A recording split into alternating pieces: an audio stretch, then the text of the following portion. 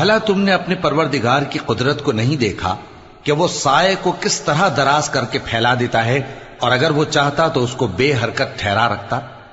پھر ہم سورج کو اس کا رہنما بنا دیتے ہیں، پھر ہم اس کو آہستہ آہستہ اپنی طرف سمیٹ لیتے ہیں۔ اور وہی تو ہے جس نے رات کو تمہارے لیے پردہ اور نیند کو آرام بنایا اور دن کو اٹھ کھڑے ہونے کا وقت ٹھہرایا، اور وہی تو ہے جو اپنی رحمت یعنی مے کے آگے ہواؤں کو خوشخبری بنا کر بھیجتا ہے، اور ہم آسمان سے پاک نتھرا ہوا پانی برساتے ہیں تاکہ اس سے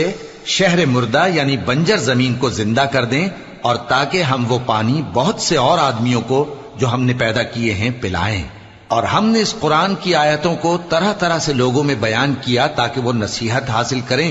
مگر بہت سے لوگوں نے انکار کے سوا قبول نہ کیا۔ اور اگر ہم چاہتے تو ہر بستی میں ڈرانے والا بھیج دیتے،